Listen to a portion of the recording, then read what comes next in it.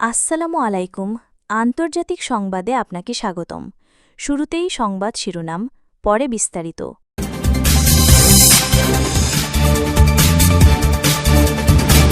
পাকিস্তানে ইসরায়েল বিরোধী আন্দোলনে গুলি, নিহত ৫।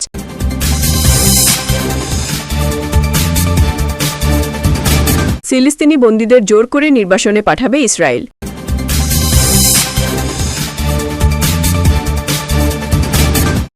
হামাস নেতাদের সঙ্গে সরাসরি বৈঠক করলেন ট্রাম্প, জামাতা ও মার্কিন দূত।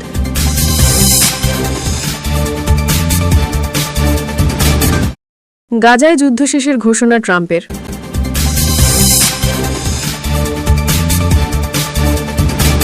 রাশিয়ার সঙ্গে সরাসরি যুদ্ধে জড়াবে যুক্তরাষ্ট্র।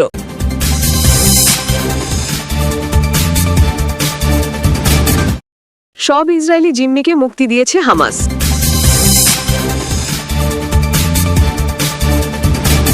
এতক্ষণ শুনছিলেন সংবাদ শিরোনাম, এবারে বিস্তারিত। তবে অনুরোধ থাকবে ভিডিওটিতে একটি লাইক করবেন এবং কমেন্ট করে জানিয়ে দেবেন আপনার মূল্যবান মতামত। এছাড়া আমাদের চ্যানেলে নতুন হয়ে থাকলে চ্যানেলটি সাবস্ক্রাইব করে আমাদের সাথে থাকবেন। পাকিস্তানে ইসরায়েল বিরোধী আন্দোলনে গুলি, নিহত ৫। পাকিস্তানে কট্টর ইসলামপন্থী দল তেহরিকে লাব্বাইক পাকিস্তান টিএলপি এর আন্দোলন নিয়ন্ত্রণে আনতে অভিযান চালিয়েছে পুলিশ। রবিবার রাতে সরকার ও টিএলপির আলোচনায় কোনো সমাধান না আসায় সোমবার মুরিদিকে শহরে ক্লিয়ারেন্স অপারেশন শুরু করে পুলিশ। এতে অন্তত ৫ জন নিহত হয়েছেন, তাদের মধ্যে একজন পুলিশ সদস্য আছেন। লাহোরে বৃহস্পতিবার থেকে ইসরায়েল বিরোধী বিক্ষোভ শুরু করেছিল টিএলপি। তারা ইসলামাবাদে যুক্তরাষ্ট্র দূতাবাসের দিকে পদযাত্রার ঘোষণা দেয়। ফলে লাহোর থেকে ইসলামাবাদ পর্যন্ত সড়ক বন্ধ করে দেওয়া হয় এবং ইন্টারনেট সংযোগ বন্ধ রাখা হয়। পুলিশের ভাষ্য অনুযায়ী টিএলপি কর্মীরা পুলিশের ওপর পাথর, লোহার দণ্ড ও পেট্রোল বোমা ছোড়ে এবং নির্বিচারে গুলি চালায়। এতে পুলিশ ও সাধারণ মানুষের মধ্যে হতাহতের ঘটনা ঘটে। পুলিশের এক বিবৃতিতে বলা হয়েছে, একজন পুলিশ সদস্য ও ৪ জন বেসামরিক নাগরিক মারা গেছেন। বেশ কিছু দাঙ্গাবাজকে গ্রেফতার করা হয়েছে। আহত হয়েছেন ৪৮ জন পুলিশ ও ৮ জন সাধারণ মানুষ। টিএলপি জানায়, তাদের আন্দোলন প্রথমে যুক্তরাষ্ট্রের মধ্যস্থতায় হওয়া ইসরায়েল হামাস যুদ্ধবিরতির বিরোধিতা জানাতে শুরু হয়েছিল। পরে তারা বলে, এই বিক্ষোভ আসলে ফিলিস্তিনিদের সঙ্গে সংহতি প্রকাশের জন্য। একজন টিএলপি কর্মী আবু সুফিয়ান বলেন, পুলিশ আমাদের ঘিরে রেখেছিল। তারা গুলি ও টিয়ার গ্যাস ছুড়ছিল। টানা ৩ থেকে ৪ ঘণ্টা ধরে তারা গুলি চালিয়েছে। অভিযানের পর রাস্তায় জ্বলন্ত গাড়ি ও দলটির প্রধান ট্রাক পড়ে থাকতে দেখা যায়। টিএলপি নেতা আল্লামা ইরফান এএফপিকে বলেন, আসলে কোনো আলোচনা হয়নি। সরকার শুধু জনগণকে দেখানোর জন্য বলেছে যে তারা আলোচনা করছে। রাজধানী ইসলামাবাদে বিক্ষোভকারীরা পৌঁছাতে পারে এই আশঙ্কায় বড় সড়কগুলোতে কন্টেনার বসিয়ে ব্যারিকেড তৈরি করেছে প্রশাসন। এর আগে শুক্রবারের সংঘর্ষে অন্তত ৫০ জন পুলিশ আহত হন বলে এক জ্যেষ্ঠ কর্মকর্তা জানান। যদিও টিএলপি দাবি করেছে তাদের কয়েকজন সদস্য নিহত হয়েছেন, যা স্বাধীনভাবে যাচাই করা যায়নি। এদিকে ইসরায়েল শুক্রবার দুপুরে যুদ্ধবিরতি ঘোষণা করে এবং সেনা প্রত্যাহার শুরু করে। হাজারো ফিলিস্তিনি তখন ধ্বংসস্তূপের মধ্যে নিজেদের বাড়ির পথে রওনা হন। এই সময় পাকিস্তানের প্রধানমন্ত্রী শাহবাজ শরীফ মিশরে গাজা শান্তি চুক্তি স্বাক্ষর অনুষ্ঠানে যোগ দেন। এক্সে দেওয়া বার্তায় তিনি লেখেন, আজকের এই অনুষ্ঠান এক গণহত্যার অধ্যায় সমাপ্ত করালো। আন্তর্জাতিক সম্প্রদায়কে নিশ্চিত করতে হবে যেন এমন ঘটনা আর কোথাও না ঘটে। পাকিস্তানের সঙ্গে ইসরায়েলের কোনো কূটনৈতিক সম্পর্ক নেই।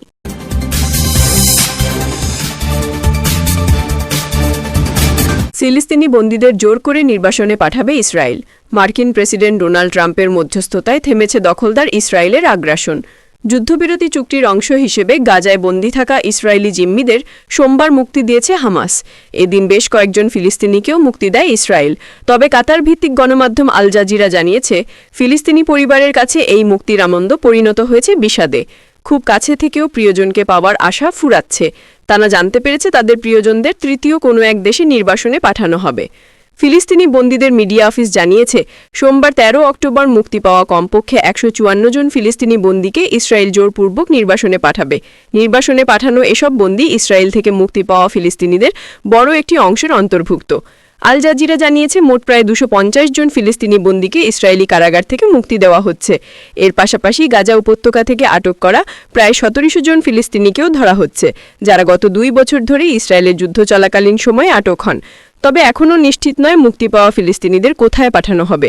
গত জানুয়ারিতে অনুষ্ঠিত এক বন্দি বিনিময়ের সময় মুক্তি পাওয়া বহু বন্দীকে তিউনিশিয়া, আলজেরিয়া এবং তুরস্ক সহ বিভিন্ন আঞ্চলিক দেশে নির্বাসিত করা হয়েছিল। জাতিসংঘের মতে এদের অনেককেই জবরদস্তিমূলকভাবে অদৃশ্য করা হয়েছিল। এদিকে সোমবার হামাস এবং অন্যান্য ফিলিস্তিনি গোষ্ঠীগুলো গাজায় যুদ্ধবিরতির চুক্তির আওতায় ২০ জন ইসরায়েলি বন্দীকে মুক্তি দিয়েছে। চুক্তি অনুযায়ী হামাসের হাতে থাকা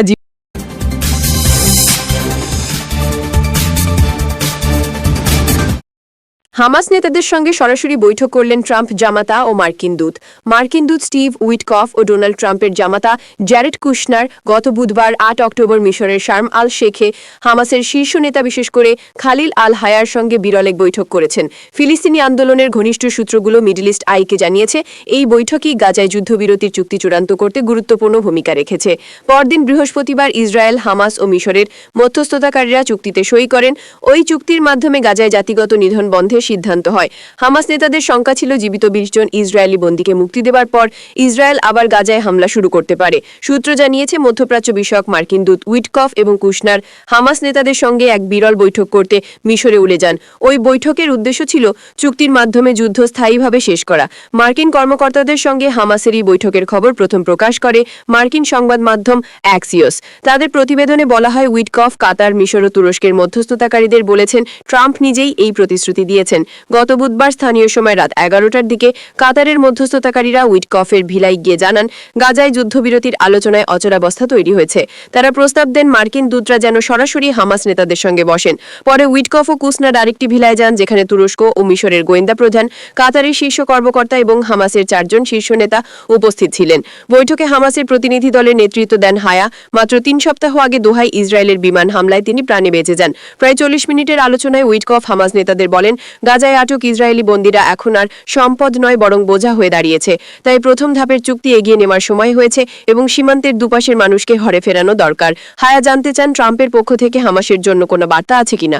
জবাবে উইটকফ বলেন, প্রেসিডেন্ট ট্রাম্পের বার্তা হলো আপনাদের সঙ্গে ন্যায্য আচরণ করা হবে। তিনি তার শান্তি পরিকল্পনার 20টি শর্তের সব মানার পক্ষে আছেন এবং সেগুলি বাস্তবায়ন নিশ্চিত করবেন। বৈঠক শেষে হামাস নেতারা মিশর, কাতার ও তুরস্কের মধ্যস্থতাকারীদের সঙ্গে আলাদা কক্ষে আলোচনা করেন। কিছুক্ষণ পর মিশরের গোয়েন্দা প্রধান হাসান রাশাদ তুর্কি ও কাতারি কর্মকর্তাদের নিয়ে ফিরে এসে উইটকফ ও কুশনারকে বলেন, আমাদের বৈঠকের ভিত্তিতে চুক্তি হয়ে গেছে। ট্রাম্প প্রশাসন ও হামাসের মধ্যে ওই বৈঠক ছিল দ্বিতীয় বড় ধরনের সরাসরি যোগাযোগ। এর আগে গত মার্চে আমেরিকান জিম্মি অ্যাডেন আলেকজান্ডারকে মুক্ত করতে মার্কিন দূত অ্যাডেন বয়লার হামাস নেতাদের সঙ্গে দেখা করেন।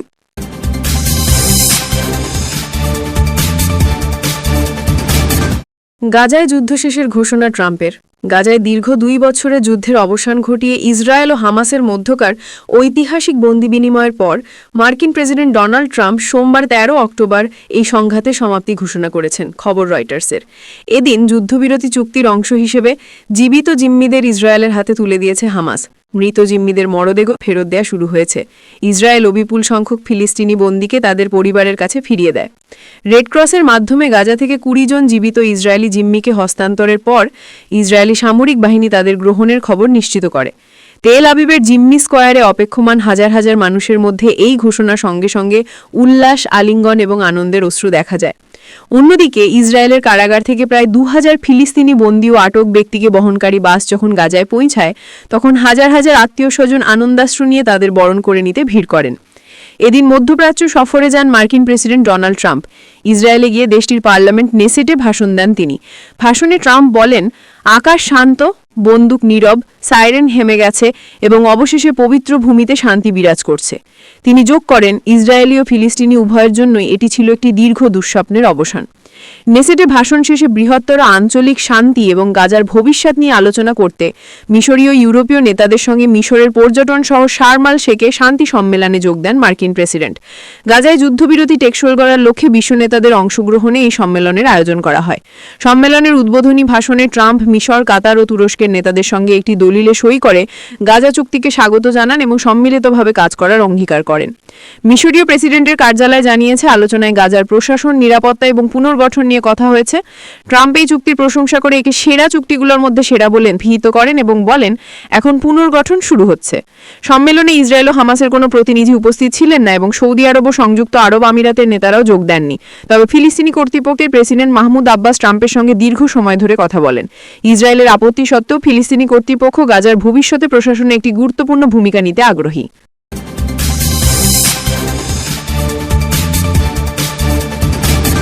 রাশিয়ার সঙ্গে সরাসরি যুদ্ধে জড়াবে যুক্তরাষ্ট্র। ইউক্রেন যুদ্ধ নতুন মোড়ে, রাশিয়া সমঝোতায় না এলে কিয়েভকে টমাহক ক্ষেপণাস্ত্র দেওয়ার হুঁশিয়ারি ট্রাম্পের। মস্কোর কঠোর প্রতিক্রিয়ায় ইউক্রেন রাশিয়া যুদ্ধ এখন এক নতুন ভয়ঙ্কর মোড় নিতে যাচ্ছে। যুক্তরাষ্ট্র হুঁশিয়ারি দিয়েছে, রাশিয়া যুদ্ধ থামানোর জন্য সমঝোতায় না এলে তারা ইউক্রেনকে দিতে পারে অত্যাধুনিক এবং দূরপাল্লার টমাহক ক্রুজ ক্ষেপণাস্ত্র। এই ক্ষেপণাস্ত্র এতটাই শক্তিশালী যে ইউক্রেন থেকে নিক্ষেপ করা হলে তা মস্কোতেও আঘাত হানতে পারে। প্রশ্ন হচ্ছে, এই পদক্ষেপ কি যুদ্ধকে থামাতে পারবে নাকি আরও বড় সংঘাতের জন্ম দেবে? গত কয়েক বছর ধরে চলা এই যুদ্ধ ইউরোপকে হুমকির মুখে ফেলেছে, যেখানে পশ্চিমা দেশগুলো শুরু থেকেই ইউক্রেনকে অর্থ, অস্ত্র ও প্রশিক্ষণ দিয়ে সমর্থন জুগিয়ে আসছে। কিন্তু এবার যে অস্ত্রের কথা বলা হচ্ছে তা সাধারণ কিছু নয়। টমহক ক্রুজ মিসাইল একটি ভয়ঙ্কর দূরপাল্লার ক্ষেপণাস্ত্র, যার পাল্লা প্রায় 2500 কিলোমিটার। এটি ভূমিতে স্থাপিত লঞ্চার থেকে ছোড়া হয় এবং খুব নিচু দিয়ে উড়ে গিয়ে নির্দিষ্ট লক্ষ্যবস্তুতে নিখুঁতভাবে আঘাত হানতে পারে। এমনকি এটি ভবনের জানালা দিয়েও ঢুকে বিস্ফোরণ ঘটাতে সক্ষম। সহজ কথায়, টমহক পেলে ইউক্রেন সহজেই নিজেদের ভূখণ্ডে বসেই রাশিয়ার অভ্যন্তরে বহু কিলোমিটার দূরের সামরিক ঘাঁটি কিংবা গুরুত্বপূর্ণ স্থাপনায় আঘাত হানতে পারবে। এটাই রাশিয়ার প্রধান উদ্বেগের কারণ। সম্প্রতি মার্কিন প্রেসিডেন্ট ডোনাল্ড ট্রাম্প এয়ারফোর্স ওয়ানে সাংবাদিকদের উদ্দেশ্যে বলেন, যদি এই যুদ্ধের দ্রুত সমাধান না হয় তবে আমরা ইউক্রেনকে টমহক দিতে পারি। এটা রাশিয়ার জন্য ভালো কিছু হবে না। শুধু তাই নয়, ট্রাম্প জানিয়েছেন তিনি এই বিষয়টি ইউক্রেনের প্রেসিডেন্ট ভলোদিমির জেলেনস্কির সঙ্গেও ফোনে আলোচনা করেছেন। তার বক্তব্য বোঝা যাচ্ছে, এটা শুধু হুমকি নয়, এটি সম্ভাব্য পদক্ষেপও হতে পারে। ট্রাম্পের এই বক্তব্য রাশিয়াকে চরমভাবে নাড়া দিয়েছে। ক্রেমলিন এটিকে গুরুতর উস্কানি বলে অভিহিত করেছে। রুশ প্রেসিডেন্ট ভ্লাদিমির পুতিন সরাসরি হুঁশিয়ারি দিয়েছেন, যদি টমহক সরবরাহ করা হয় তাহলে রাশিয়া তা সহ্য করবে না। পুতিন আরও বলেছেন, এটি করে যুক্তরাষ্ট্র সরাসরি এই যুদ্ধে জড়িয়ে পড়বে, যা পুরো অঞ্চলের স্থিতিশীলতাকে ধ্বংস করে দিতে পারে। রাশিয়ার প্রতিক্রিয়া অনেক বেশি কঠোর, কারণ তারা জানে টমহক একবার ব্যবহৃত হলে যুদ্ধ আর এর মধ্যে সীমাবদ্ধ থাকবে না। অন্যদিকে ইউক্রেনের প্রেসিডেন্ট জেলেনস্কি রাশিয়ার এই ভয়কেই একটি ইতিবাচক সংকেত হিসেবে দেখছেন। তিনি বলেছেন, আমরা দেখেছি এবং শুনেছি রাশিয়া ভীত, কারণ আমেরিকানরা আমাদের টমহক দিতে পারে। এই ধরনের চাপই হয়তো শান্তির জন্য দরকার। তার মতে, কূটনৈতিক সমঝোতায় পৌঁছাতে হলে আগে শক্তি দেখাতে হবে, আর সেই শক্তির প্রতীক হিসেবে কাজ করতে পারে ক্ষেপণাস্ত্র। বিশ্লেষকদের মতে, যদি সত্যিই যুক্তরাষ্ট্র টমহক সরবরাহ করে তবে ইউক্রেন যুদ্ধ একটি নতুন ও ভয়াবহ পর্যায়ে প্রবেশ করবে, যা পুরো ইউরোপ এবং আন্তর্জাতিক নিরাপত্তার জন্য গুরুতর ঝুঁকি তৈরি করবে।